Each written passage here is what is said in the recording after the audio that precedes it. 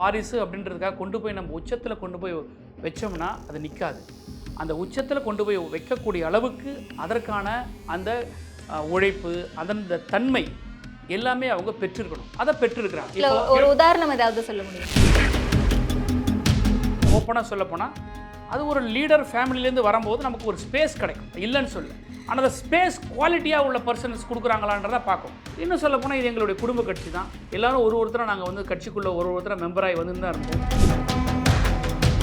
கூட்டணி கட்சியினர் எப்படி அணுகுறாங்க உங்களை? எந்த ஒரு அரசியல் கட்சியினுடைய கூட்டணியும் ஒரு தேர்தல் முடிந்த பிறகு அந்த 5 ஆண்டு காலம் அந்த டென்யூர் முடிகிறதுக்குள்ள பல கசப்பு உணர்வுகள் ஏற்படும்.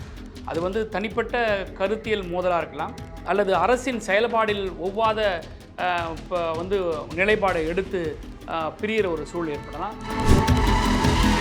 திமுக ஒரு வலுவான கட்சி. நீங்கள் 234 தொகுதியில் நிற்கக்கூடிய அளவுக்கு உள்ள ஒரு கட்சி தான். எந்த இடத்துலையும் ஒரு கிளையோ அமைப்போ இல்லாமல் இருக்கக்கூடிய ஒரு கட்சி. தேர்தலில் நாங்கள் ஒன்றா சேர்ந்து நிற்போம். ஆனால் ஆட்சி அமைப்பது என்பது திமுக அரசு அமைக்கும். 2016 வந்து நாங்கள் வந்து பூரண மதுவிலக்கு ஆட்சிக்கு வந்தவுடனே முதலுக்கு எது சொன்னோம், ஜனங்க ஓட்டு போடல, எங்களுக்கு ஓப்பன் சேலஞ்ச் பண்ணுறாங்க. இந்த டார்கெட் ஃபிக்ஸ் பண்ணுறாங்கன்றது வெளியில் வந்து பத்திரிகைகளும் ஊடகங்கள்லையும் ஸ்போக்ஸ் பர்சனும் பேசுகிற சப்ஜெக்டை தவிர கவர்மெண்ட் எந்த டார்கெட்டை ஃபிக்ஸ் பண்ணல. மதுவிலக்கு சாத்தியமா? என்னமோ திமுக தான் வந்து மதுவை வந்து கொண்டாந்து எல்லார் கையிலையும் கொடுத்து குடிங்கன்னு சொன்ன மாதிரி இன்றைக்கி அரசியல் பேசுகிறாங்களே. சீமானுக்கும் சொல்கிறேன் நான், ஏடிஎம்கே எம்ஜி ராமச்சந்திரன் அவர்களால் தான் மது கடைகளை உருவாக்கப்பட்டு தமிழ்நாட்டில் பூரண மதுவிலக்கை கொண்டு வந்து நடைமுறை காட்டி சக்ஸஸ் பண்ண ஒரு கலைஞர். ஸோ இவங்க யாரும் எங்களை பற்றி பேசுறதுக்கு கொஞ்சமும் வந்து லோக்கல் ஸ்டாண்டு இல்லைன்னு தான் நான் சொல்ல முடியும். ஜெயலலிதா அம்மையார் என்னைக்கு அரசியலுக்கு வந்தாங்களோ இந்த ஒரு தப்பான கலாச்சாரம் அன்னைக்கு தான் வந்துச்சு. அதுக்கு முன்னாடி வரைக்கும் அப்படி கிடையாது. ஒரு தொலைக்காட்சியில் கூட விவாதத்துக்கு கூப்பிடும்போது விஜய் கட்சியிலேருந்து வர நான் சொன்னேன், இட்ஸ் டூ மச். இன்னும் விஜயோட ஸ்டாண்ட் என்னன்னு தெரியல. What is is political ideology? நீங்கள் வெறும் ப்ரெஸ் நோட்லேயும் ட்விட்டர்லேயுமே கட்சி தொடங்கிட்டு போயிட்டு இருந்தால் இதெல்லாம் நம்ம எப்படி டிஸ்கஸ் பண்ணுறது? ஸோ இது வந்து ப்ரீ மெச்சூர். இதில் டிஸ்கஸ் பண்ணுறது வந்து தேவையில்லைன்னு தான் நான் கருதுவேன்.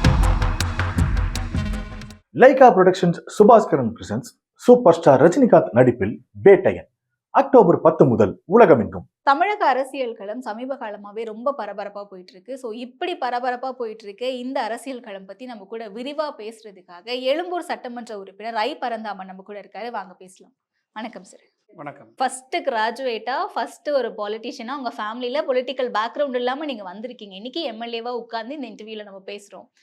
பட் உதயநிதி ஸ்டாலின் அவர்கள் எடுத்துக்கிட்டோம் அப்படின்னா வாரிசு அரசியல் பண்றாங்க அப்படிங்கிறத எதிர்கட்சி முன்வைக்கிறாங்க. அண்ட் சமூக வலைத்தளங்கள்லயும் இந்த கேள்வி இருக்குல்ல, கட்சியை சார்ந்து நீங்க அதை எப்படி பாக்குறீங்க? இந்த வாரிசு அரசியலின் பார்வையோடு பார்த்தா அது வாரிசு அரசியலாகவே இருந்துட்டு போட்டோம். அதை வந்து நாங்கள் ஒழிச்சு மறைக்கிறலாம் நான் விரும்பலை. ஆனால் அது ஒரு தேவை இருக்குல்ல. இன்னைக்கு இவங்க வாரிசு இல்லையா அவங்க வாரிசு இல்லைன்னு பேச விரும்பல, தப்பே இல்லை. ஆனால் அதற்கான உழைப்பும் முன்னெடுப்பும் அவங்க கொடுக்கணும். நீங்கள் என்னதான் இருந்தாலும் வாரிசு அப்படின்றதுக்காக கொண்டு போய் நம்ம உச்சத்தில் கொண்டு போய் வச்சோம்னா அது நிற்காது. அந்த உச்சத்தில் கொண்டு போய் வைக்கக்கூடிய அளவுக்கு அதற்கான அந்த உழைப்பு, அதன் தன்மை எல்லாமே அவங்க பெற்றிருக்கணும். அதை பெற்றிருக்கிறாங்க. ஒரு உதாரணம் ஏதாவது சொல்ல முடியுமா? டெஃபினட்டா. ஏன்னா இப்போ அவர் எடுத்த உடனே இப்போ எங்கேயுமே இல்லை, ஆசிஃப் வீட்லேயே இருந்தார். திடீர்னு ஒன் ஃபைன் டே மார்னிங் கொண்டாந்து டக்குன்னு அறிவிச்சாங்க இல்லை. அவர் வந்து எங்களை பொறுத்த வரைக்கும் அவர் மாணவராக கல்லூரியில் படித்த காலகட்டத்திலும் சரி, எல்லாமே நாங்கள் காலேஜில் படிக்கும்போது, கலைஞர் வந்து தேர்தலில் இருக்கும்போது, எலெக்ஷன் கேம்பெயினில் இருக்கும்போது இவங்கெல்லாம் வந்து வீடு வீடாக வந்து பிட் நோட்டீஸ் கொடுக்கறது நானே பார்த்துருக்கேன். நானே கூட போயிருக்கேன். அவங்க காலேஜில் படிக்கும்போது நாங்கள் லா காலேஜில் படிப்போம். அப்போ வந்து கலைஞருக்காக போய் வீடு வீடாக போய் பிட் நோட்டீஸ் வீடு வீடாக ஏறி போய் மேலே கொடுப்பாரு, அப்பார்ட்மெண்ட்ஸ் எல்லாத்தையும். அவர் கூட வரக்கூடிய நாங்கள் அவருடைய நண்பர்களும் சரி, அல்லது எங்களை போன்ற ஆட்களும் சரி, இல்லை நீங்கள் கீழே இருங்க நாங்கள் போய் கொடுப்போம். அதில் அவர் போவார். 1000 விளக்கு தொகுதியில் நம்ம பிரசன்ட் சீஃப் மினிஸ்டர் அப்போ நின்னாங்க.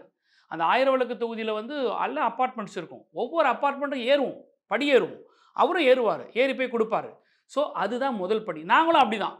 இப்போ எங்களுக்கும் வந்து எலெக்ஷன் டியூட்டி பார்க்குறதுன்றது இந்த பிட் நோட்டீஸ் கொடுக்குறது, வீடு வீடாக போய் ஓட்டு கேட்குறது, இது ஒரு விதமான ஒரு வேலை.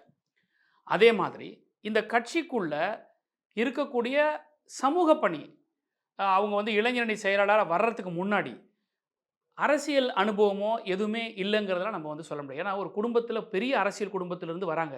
அவங்களுக்கு நேச்சராகவே அந்த அனுபவங்கள் எல்லாமே கிடைக்கும். வீட்டுக்குள்ள வரக்கூடிய லீடர்ஸ் அவங்க பார்ப்பாங்க. அவங்களுடைய வீட்ல இருக்கவங்க எப்படி வரவேற்கிறாங்கன்னு பார்ப்பாங்க. ஸோ அந்த அந்த ஹேபிட் அதனுடைய தன்மை இன்னும் அவளுக்கு அப்படிதான் இருக்கு. யார் வந்தாலும் சரி, அந்த அன்போட, பொறுமையா அவங்கள வந்து வரவேற்கிறது. நான் ஒரு லீடரோட சன்னு, நான் ஒரு மினிஸ்டர் அந்த மாரிலாம் கிடையாது. ஸோ ஃபர்ஸ்ட் குவாலிட்டி முக்கியம் அதான். புரியுதுங்களா? இல்ல நான் வந்து இவங்களுடைய பையன், எனக்கு அப்புறம் தான் எல்லான்ற மாரி இருந்தா, அதுவே வந்து ஃபெயிலியர் ஆயிடும். அந்த மாரிலாம் கிடையாது. அதுவே முக்கியமான குவாலிட்டி. அதாவது வந்து சில நேரங்கள்ல என்ன ஆனா ஓப்பனா சொல்லப்போனா, அது ஒரு லீடர் ஃபேமிலிலேருந்து வரும்போது நமக்கு ஒரு ஸ்பேஸ் கிடைக்கும். இல்லன்னு சொல்லல. ஆனா அந்த ஸ்பேஸ் குவாலிட்டியா உள்ள பெர்சன்ஸ் குடுக்குறாங்களான்றத பார்க்கணும். இப்போ அவங்க மட்டுமே நெனைச்சா நடக்காது. இது கட்சி நடக்கணும். முறையா கட்சிக்குள்ள அறிவிச்சு, தீர்மானங்கள் நிறைவேற்றி, இத வந்து அறிவிக்கணுன்றத வந்து சீனியர் லீடர்ஸ் எல்லாம் முடிவு பண்ணி, ஒட்டுமொத்தமா செஞ்சது. இது எப்படி நம்ம வாரிசு அரசியல பார்க்க முடியும்? இப்ப திடீர்னு வீட்டுக்குள்ள உட்கார்ந்திருக்கிற ஒருத்தர வந்து புடிச்சு கொண்டாந்து, ஒரு படத்துல வந்து பார்க்குறோமே, டக்குன்னு உடனே பிரைம் மினிஸ்டர் கேண்டிடேட் ஆக்குறாங்க, உடனே மினிஸ்டர் கேண்டிடேட் ஆக்குறாங்க அப்படிலாம் கிடையாது. கட்சிக்குள்ள வந்தார், கட்சியில என்னென்ன பணியாற்றன்னு நான் சொன்னேன். அதுக்கப்புறம் தான் வந்து தேர்தல் அரசியலுக்கே கொண்டு வரோம் அவங்கள. ஸோ அதனால வந்து இது வாரிசுன்னு பார்க்குறவங்களுக்கு வாரிசு. இன்னும் சொல்லப்போனா இது எங்களுடைய குடும்ப கட்சி தான். எல்லாரும் ஒருத்தரா நாங்க வந்து கட்சிக்குள்ள ஒருத்தரா மெம்பராகி வந்துன்னு தான் இருப்போம். அதனால வந்து அத பத்தி அ விமர்சனங்கள் இருக்க தான் செய்யும். ஆனா நாங்க வந்து மக்கள் பணியில அவர் வந்து ஜெயிக்கிறாரா இல்லையான்னு தான் பார்க்கணும். அதுல ஜெயிச்சிட்டார். ஓகே. ரொம்ப நாளாவே உதயநிதி ஸ்டாலின் அவர்கள அடுத்த துணை முதலமைச்சர் அப்படின்ற ஒரு ஒரு ஒரு விஷயம் ரொம்ப வலுத்துக்கிட்டு வந்துட்டு இருக்குன்னு சொல்லலாம். இந்த முப்பெரும் விழாவுல அந்த மாதிரியான கோரிக்கைகள் ஏதாவது வலுக்கப்படுமா? இல்ல இந்த எதிர்பார்க்கலாமா? விழாக்கள்ல கோரிக்கைகள்லாம் வைக்க மாட்டாங்க. சி இது வந்து வெளியில பரவலா பேசக்கூடிய ஒரு செய்தி தான். கட்சியில் இருக்கக்கூடிய எங்களை போன்ற இளம் தலைமுறையினருக்கும் சரி, அல்லது கட்சியில் இருக்கக்கூடிய சீனியர்ஸும் சரி, எல்லாருக்கும் சரி, அவருக்கு வந்து துணை முதலமைச்சர் குடுக்குறதுல ஒண்ணும் தப்பு இல்ல. அது குடுத்தா நல்லாருக்கும் அப்படின்றத எல்லாருமே விரும்புறாங்க. ஏன்னா, ஒரு சேப்பாக்கம் திருவல்லிக்கேணி தொகுதி மட்டுமே இருந்து பணியாற்றக்கூடிய ஒரு லீடரா இருக்க முடியாது. அவர் நிக்கிற தொகுதியில. பிளஸ் அவர் இருக்கக்கூடிய துறைக்கு மட்டுமே பணியாற்றக்கூடிய ஒரு கேலிபர் உள்ள ஒரு அவர வந்து நம்ம வந்து விட்டுற முடியாது. அவருடைய சர்வீஸை இன்னும் என்லார்ஜ் பண்ணணும். இப்போ ஸ்பெஷல் இம்ப்ளிமெண்டேஷன் ப்ரோக்ராம்னுடைய மினிஸ்டரா இருக்கார். ஸோ இது வந்து செவரல் டிபார்ட்மெண்ட்ஸை வந்து இது உள்ளடக்கி இருக்குது. ஒரு அரசினுடைய முக்கியமான திட்டங்கள் எல்லாம் செயல்படுத்துறதுக்கான ஒரு அமைச்சராக இருக்கும்போது, இதுக்கான ரிவ்யூ போறாரு. இதுக்கான ஆலோசனைகளை கொடுக்குறாரு. அப்படின்னும்போது, இவ்வளோ வேலை செய்யும்போது ஏன் டெப்யூட்டி சீஃப் மினிஸ்டர் குடுக்கக்கூடாது அப்படின்றது எல்லோருடைய விருப்பம். ஆனா இது தேவையா? இது குடுக்கணுமா? இது எப்போ குடுக்கணுன்ற முடிவு தலைவர் தான் எடுப்பாங்க. ஸோ அதனால வந்து இது வெளியில பேசுவாங்க. அ அவ்வளோதான். மற்ற அதிகாரப்பூர்வமான அறிவிப்பு வரலல்ல. அது தலைவர்கிட்ட இருந்து தானே வரணும். தலைவர் என்னைக்கு குடுக்குறாங்களோ, அத அன்னைக்கு ஏத்துப்பாங்க. அதுக்காக வந்து நான் வந்து வாரிசாச்சே, எனக்கு ஏன் டெப்யூட்டி சீஃப் மினிஸ்டர் குடுக்கல அப்படின்னு சொல்லி போய் அவர் கேட்கல. அவர் கேட்கவும் மாட்டார். திமுகவோட இருக்கக்கூடிய கூட்டணி கட்சியினர் எப்படி அணுகுறாங்க உங்கள? அன்போடு அணுகுறாங்க. தோழமையோடு அணுகுறாங்க. நீங்க பார்த்தாலே தெரியுமே, எந்த ஒரு அரசியல் கட்சியினுடைய கூட்டணியும் ஒரு தேர்தல் முடிந்த பிறகு, அந்த 5 ஆண்டு காலம் அந்த டென்யூர் முடியறதுக்குள்ள பல கசப்பு உணர்வுகள் ஏற்படும். அது வந்து தனிப்பட்ட கருத்தியல் மோதலா இருக்கலாம். அல்லது அரசின் செயல்பாடில் ஒவ்வாத இப்ப வந்து நிலைப்பாட எடுத்து பிரியிற ஒரு சூழல் ஏற்படலாம். ஆனா வந்து அம் எல்லாருமே எங்களுடைய மூத்த தலைவர்கள் கூட சொல்லி நான் கேட்டது, கலைஞர் காலத்தில அரசியல்ல கிடைக்காத ஒரு பெரிய அனுபவத்த மாண்புமிகு தலைவர் அண்ணன் தளபதிக்கு கிடைச்சிருக்கு. ஏன்னா, இவ்வளோ நாள் ஒரு ஒரு இன்டாக்ட்டா ஒரு கூட்டணிய கொஞ்சமும் சிதற விடாம, யாருக்கும் எந்த மனக்கசப்பும் இல்லாம, ஒரு 3 தேர்தல்கள் தொடர்ந்து ஒரே கூட்டணிய கொண்டு போற ஒரே political party and political leader இந்தியாவுல இன்னைக்கு மாண்புமிகு தமிழ்நாட்டு முதலமைச்சர் அண்ணன் தளபதி தான். இத வந்து எங்க சீனியர் லீடர்ஸே சொல்றாங்க. தலைவர் கலைஞர் இருக்கும்போதும் சில நேரங்கள்ல கூட்டணிகள்ல வந்து இந்த தேர்தல்ல 2 பேர் இருப்பாங்க. அடுத்த தேர்தல்ல யாரும் இருக்க மாட்டாங்க. அப்புறம் தனித்து நின்னு சில அமைப்புகளோட நின்னுலாம் நாங்க வந்து 2001ல எலக்ஷன் ஃபேஸ் பண்ணியிருக்கோம். ஆனா என்னைக்கு இந்த கூட்டணி வந்ததோ, அதுக்கு பிறகு நாங்க 3 பெருந்தேர்தல்கள் நாடாளுமன்ற தேர்தலும் சரி, சட்டமன்ற தேர்தலு 3 தேர்தல்ல பார்த்துட்டோம்.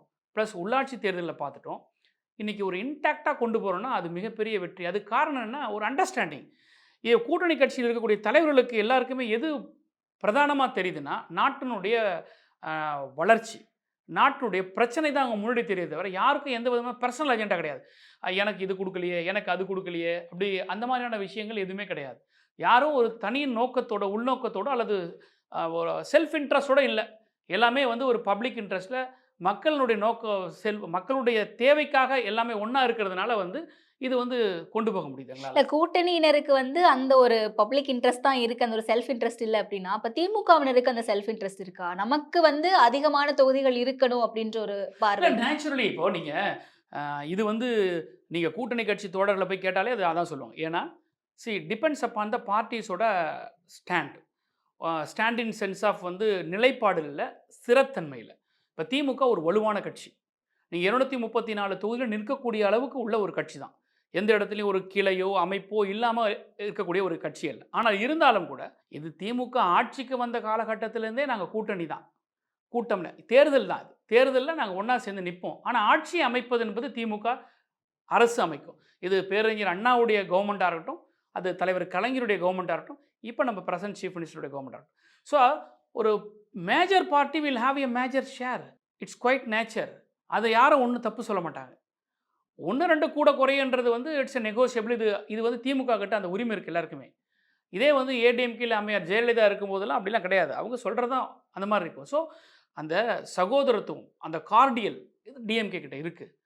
அதனால் எங்களுக்கு எந்த ப்ராப்ளமும் இல்லாமல் இன்டாக்டாக போயிட்டுருக்கு. புரியுது. அப்போ சமீப காலத்தில் வலுத்து வந்துட்டு இருக்கு ஆட்சியிலும் பங்கு, அதிகாரத்திலும் பங்கு அப்படின்ற ஒரு முழக்கத்தை எப்படி பார்க்குறீங்க? விசிகாவில் அண்ணன் திருமா அண்ணன் வந்து இதை இன்னைக்கு நேற்று சொல்லலை.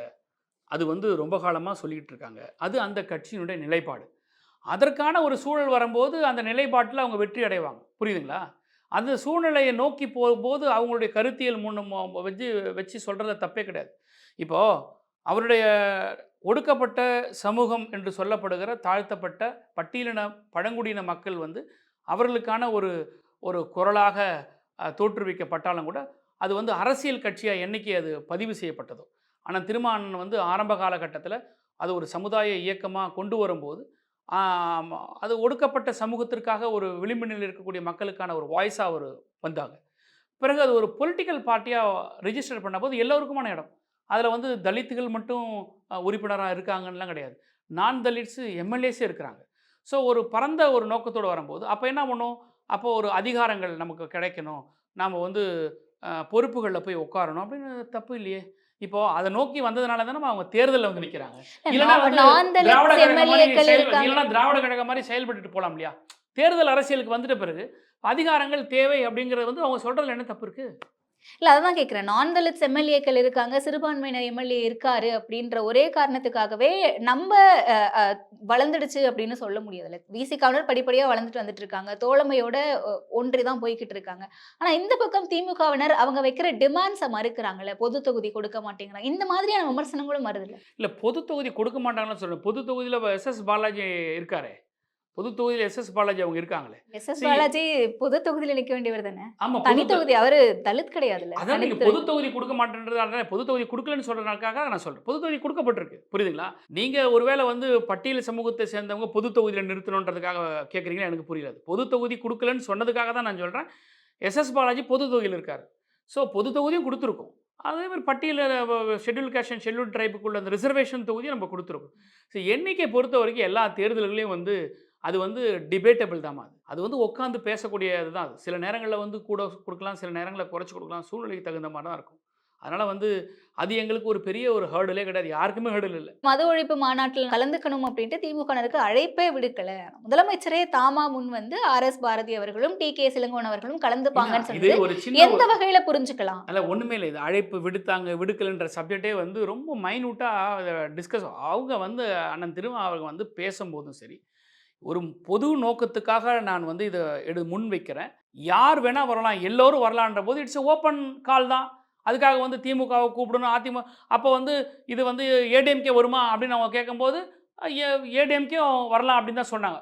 அண்ணன் திரும்ப அவங்க வந்து முதலமைச்சரை சந்திக்கும் போது அவங்க பார்க்கும்போது அப்போ முதலமைச்சர் சொன்னாங்க, நான் 2 ரெப்ரசன்டேட்டிவ் அனுப்புகிறேன்ட்டாங்க. அவ்வளோ முடிஞ்சு போச்சு. இதை நீங்கள் கூப்பிட்டீங்களா, அது வந்து அக்செப்ட் பண்ணாரான்ற கொஸ்டினே ரைஸ் ஆகலையே. அவங்க தான் ஓப்பன் கால் கொடுத்துருக்காங்களே. யாருக்கெல்லாம் இதில் வந்து திமுக தேர்தல் அறிக்கையிலே சொல்லுதுமா, 2016 வந்து நாங்கள் வந்து பூரண மதுவிலக்கு ஆட்சிக்கு வந்தவுடனே முதல் கையெழுத்து சொன்னோம். ஜனங்க ஓட்டு போடல. எங்களுக்கு ஓட்டு போடலைன்ற சென்ஸ் ஆஃப் எங்களை கவர்மெண்ட் ஃபார்ம் பண்ணலை. கவர்மெண்ட் ஃபார்ம் பண்ணி வச்சுருந்தாங்கன்னு வச்சுங்க, அப்போ திமுக செய்யாமல் போனால் கேள்வி கேட்டுருக்கலாம். எங்களுக்கு அந்த ஆப்பர்ச்சுனிட்டி கொடுக்கல மக்கள். ஜெயலலிதாவுக்கு கொடுத்தாங்க. ஜெயலலிதா படிப்படியாக குறைக்கிறேன்னு எங்களை பார்த்து சொன்னாங்க. ஆனால் ஆட்சிக்கு வந்த பிறகு அம்மையார் ஜெயலலிதா ஒரு கடை கூட மூடவே இல்லை, நடத்திக்கிட்டு இருந்தாங்க, கடைகள் திறந்துக்கிட்டே இருந்தாங்க. ஆனால் மறுபடியும் திமுக ஆட்சிக்கு வந்த பிறகு தான் நாங்கள் படிப்படியாக குறைக்கணுன்றது தான் மக்கள் விரும்புகிறாங்க. ஏன்னா பூரண மதுவிலக்க சொன்னதை எங்களுக்கு ஓட்டு போடாமல் படிப்படியாக குறைக்கிற அம்மையாருக்கு ஓட்டு போட்டு ஜெயிக்க வந்து இட்ஸ் எ பீப்புள் மேண்டேட்டாக நாங்கள் எடுத்துக்கிட்டு அதுக்கப்புறம் வந்து நம்ம இந்த கவர்மெண்ட் வந்த பிறகு 2021 வந்த பிறகு 21, 22 இடைப்பட்ட காலத்தில் 500 கடைகளை குறைச்சிருக்கிறோம். இது கொஞ்சம் கொஞ்சமாக தான் குறைக்க முடியும். ஸோ வருவாய் பத்தல அப்படின்ட்டு டார்கெட் அச்சீவ் பண்ணல அப்படின்ட்டு ஒரு சிலர் அங்கிருந்து வேலையை விட்டு தூக்கி இருக்காங்க அப்படின்னு சீமான் அவர்கள் குற்றச்சாட்டு. அதில் சீமான் அவங்க சொல்றதுக்கு எந்த விதமான ஆதாரமும் கிடையாது.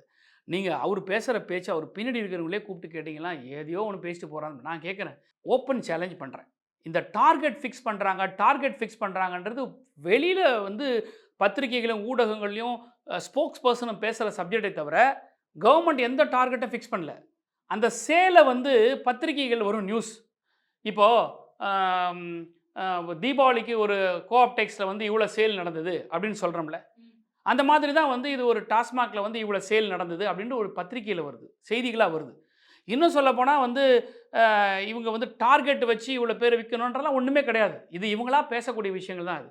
அதனால் வந்து இந்த வருமானத்தில் தான் அரசாங்கம் நடக்குதுன்னா எவ்வளோ வருமானம் வருது டாஸ்மாக் மூலியமா? இது வரைக்கும் 45,000 கோடி கிட்ட நீங்க 60,000 கோடி வச்சீங்க. இதுக்கப்புறம் 50,000 கோடிக்கு இலக்கு கொடுத்திருக்காங்க. 50-60,000 கோடி வச்சீங்கம்மா. அந்த ஒரு 50,000-60,000 கோடியில ஒரு அரசாங்கத்தை ரன் பண்ண முடியுமா? நீங்க கட்டுற டாக்ஸ், நான் கட்டுற tax, indirect tax, direct tax, கனிம வளம், எவ்வளோ விஷயங்கள் இருக்கு. ஸோ அதனால வந்து இதெல்லாம் வந்து அரசியலுக்காக பேசக்கூடிய வார்த்தைகள். என்னமோ வந்து வீராவசனம் அந்த மதுவால் வரக்கூடிய காசை வச்சு இவங்க வந்து இந்த பணத்தை கொடுக்குறாங்க, இந்த திட்டத்தை கொடுக்குறாங்க, அந்த திட்டத்தை கொடுக்குறாங்க. அது வந்து சீப் பாலிடிக்ஸ். மதுக்கடைகளை நம்பி தான் திமுக அரசே நடத்துறாங்க அப்படிங்கிறத அப்ப ஏற்க முடியாது. எப்படி ஏற்க முடியாது? எப்படி ஏற்க முடியும்? மதுக்கடையை நம்பி தான் அரசாங்கம் நடக்கணும்னா முடியாது. அப்ப மதுவிலக்கு சாத்தியமா? மதுவிலக்கு சாத்தியமா? மதுவிலக்கு சாத்தியப்படுத்திய கட்சிங்க திமுக. இந்த பவளவிட ஆண்டுல நான் சொல்றேங்க, இந்தியாவிலேயே வந்து தமிழ்நாட்டில் வந்து பூரண மதுவிலக்கை நடைமுறைப்படுத்தியவர் கலைஞர். அந்த மதுக்கடைகளை அந்த அந்த அந்த ஆர்டரை உடைச்சி மதுக்கடைகளை ஓப்பன் பண்ணவர் எம்ஜிஆர். தமிழ்நாட்டில் பூரண மதுவிலக்கை சக்ஸஸ் பண்ணி காட்டினார் கலைஞர். ஆனால் எம்ஜிஆர் தான் வந்து இந்த மதுக்கடைகளை ஓப்பன் பண்ணார். மதுக்கடைகளை ஓப்பன் பண்ணார், சாராய கடைகளை ஓப்பன் பண்ணார், கள்ளுக்கடைகளை ஓப்பன் பண்ணது எம்ஜிஆர். பிறகு ஜெயலலிதா அம்மையார் வந்த பிறகு இதை வந்து அரசாங்கமே எடுத்து நடத்துன்னு டாஸ்மாக் உருவாக்குனாங்க. என்னமோ திமுக தான் வந்து மதுவை வந்து கொண்டாந்து எல்லார் கையிலையும் கொடுத்து குடிங்கன்னு சொன்ன மாதிரி இன்றைக்கி அரசியல் பேசுகிறாங்களே. சீமானுக்கும் சொல்கிறேன் நான், மதுக்கடையால் வருமானம் வரக்கூடிய சீமா அப்படின்னு குற்றச்சாட்டு சொல்கிற சீமானுக்கு சொல்கிறேன், இலை மலர்ந்தால் ஈழம் மலரும் சொன்ன சீமானுக்கு சொல்கிறேன், ஏடிஎம்கே எம்ஜி ராமச்சந்திரன் அவர்களால் தான் மதுக்கடைகள் உருவாக்கப்பட்டு தமிழ்நாட்டில் பூரண மதுவிலக்கை கொண்டு வந்து நடைமுறை காட்டி சக்ஸஸ் பண்ணவர் கலைஞர். ஸோ இவங்க யாரும் எங்களை பற்றி பேசுறதுக்கு கொஞ்சமும் வந்து லோக்கல் ஸ்டாண்ட் இல்லைன்னு தான் நான் சொல்ல முடியும். புரியுது. அப்போ அக்டோபர் 2ஆம் தேதி பிசிக நடத்தக்கூடிய இந்த மது ஒழிப்பு மாநாட்டில் திமுக சார்பில் இருந்து 2 பேர் கலந்துக்கிறாங்க. ஆர்எஸ் பாரதி அவர்களும் டிகே இளங்கோவன் அவர்களும். அதே மேடையில் அதிமுகவை சார்ந்தவர்களும் வந்து கலந்துக்க வாய்ப்பு இதெல்லாம் இருக்கு. வரட்டுமே. ஏன்னா இது ஒரு மிகப்பெரிய ஒரு நிகழ்வு. எந்த ஒரு இடத்துலயுமே அதிமுக திமுக நேருக்கு நேர் ஒரு பொது மேடையில சமீப காலங்கள்ல சந்திச்சதே கிடையாது. அது வந்து அது எப்ப நடந்ததுன்னா, ஜெயலலிதா அம்மையார் என்னைக்கு அரசியலுக்கு வந்தாங்களோ இந்த ஒரு தப்பான கலாச்சாரம் அன்னைக்கு தான் வந்துச்சு. அதுக்கு முன்னாடி வரைக்கும் அப்படி கிடையாது. எம்ஜிஆர் இருக்கும்போது கூட நான் கூட இப்போ வந்து எம்ஜி ராமச்சந்திரன் சொல்லிட்டேன், அது தவறு. ஆனால் எம்ஜிஆர் இருக்கும்போது கூட வந்து யாராவது வந்து கட்சிக்காரங்க ஏடிஎம்கில் இருக்கிறவங்களே கலைஞரை வந்து அவருடைய பேரை சொல்லி கொடுத்தா கூப்பிட்டா தலைவர் பேரை கூப்பிட்டு பேரை வச்சு கூப்பிட்டு சொன்னால் எம்ஜிஆருக்கு அவருக்கு கோவம் வரும். கலைஞர் சொல்லுன்னுவாங்க. அதே மாதிரி 2 பேரும் வந்து நிகழ்ச்சிகளில் அரசு நிகழ்ச்சிகளில் கலந்துக்கிட்டு இருக்கிறாங்க, பொதுவான நிகழ்ச்சிகளில் கலந்துக்கிட்டு இருக்காங்க, திருமண நிகழ்ச்சிகளில் கலந்துக்கிட்டு இருக்கிறாங்க. அந்த டிப்ளமசி எங்கே உடஞ்சிதுன்னா, என்னைக்கு ஜெயலலிதா அரசியலுக்கு வந்ததோ அன்னைக்கு உடஞ்சிது. அம்மா இவன் வந்து திமுக காரங்கிட்ட கல்யாணத்துக்கு போனாமா அப்படின்னு உடனே மாவட்ட செயலர் பதவி தூக்கு, உடனே மந்திரி பதவி தூக்கு. அம்மா இவன் திமுக காரனை பார்த்து வணக்கம் பண்ணாமா அப்படின்னு உடனே அப்படியா உடனே அவனை தூக்கு. இந்த ஒரு மோசமான ஒரு கலாச்சாரத்தை கொண்டு வந்து புகுத்துனவங்க ஜெயலலிதா. அசம்பிளியில் ஒரு எம்எல்ஏக்கு ஒரு எம்எல்ஏ கூட பார்த்து பரஸ்பரமாக வணக்கம் இப்போ சொல்கிறாங்க எல்லாரும். இப்போ நாங்கள் கேன்டீனில் போகும்போது பக்கத்து டேபிளில் ஏடிஎம்கே எம்எல்ஏஸ் உட்காந்துருப்பாங்க, நாங்கள் உட்காந்துருப்போம். சாப்பிட்டு பக்கத்தில் போய் உட்காந்துட்டு என்னென்ன எப்படி இருக்கீங்க அப்படின்னு ஒரு வார்த்தை கேட்டுட்டு வரும். புரியுதுங்களா? ஆனால் அது ஜெயலலிதா கிட்ட இல்லை. அதுதான் ஒரு பெரிய ஒரு தப்பான அரசியலை வந்து அந்த அம்மா இங்கே புகுத்திட்டு போனதுனால தான் இப்போ எல்லாருமே அதை வந்து ஒரு இதுவாக பார்க்குறாங்க. பதவி ஏற்றுட்ட பிறகு சட்டமன்ற உறுப்பினர்களாக பதவி ஏற்கும் போதே அண்ணன் உதயநிதி அவங்க வந்து எல்லாருக்கும் வணக்கம் சொல்லி மரியாதை நிமித்தம் சொல்லும்போது சட்டமன்ற எதிர்க்கட்சி தலைவருக்கும் பேரை வணக்கம் சொல்லி சட்டமன்ற எதிர்க்கட்சி தலைவர் அவர்களேன்னு சொல்லி தான் வணக்கம் சொன்னாங்க. இப்போ நாங்களாம் பதவி ஏற்ற பிறகு எங்கள் முதலமைச்சருக்கு எப்படி வணக்கம் சொன்னோமோ அதே மாதிரி எதிர்க்கட்சி தலைவருக்கு வணக்கம் சொல்லிட்டு தான் போய் உட்காந்து. இது திமுகவுக்கு இந்த பண்பு இருக்குது. அது ஏடிஎம்கே கிட்ட இல்லை. நம்ம என்ன பண்ண முடியாது? இல்ல அதனால தான் கேட்கிறேன். சமீப காலமா அந்த ஒரு பழக்கம் இல்லாம இருக்கே. இந்த மாநாட்டுல அது சாத்தியமா சமீப பார்க்க காலமா முடியுமா? இருந்தது இப்போ குறையுதுமா. நான் சொன்ன மாதிரி ஜெயலலிதா அவங்க வந்த பிறகு இது ஒரு ஒரு தேவை ஒரு ஒரு கொடிய ஒரு மோசமான நோயா இருந்துச்சு. இப்போ அது கொஞ்சம் மாறிக்கிட்டு வருது. திமுக நிலைப்பாடு சொல்லிடுச்சு. பூரண மதுவிலக்குன்னு. நீங்க படிப்படியா குறைக்கிறீங்கன்னு நீங்க சொன்னீங்க. ஆனா செய்யல. ஸோ அவங்களுக்கு அந்த ஸ்டாண்ட்ல கிளாரிட்டி இல்ல.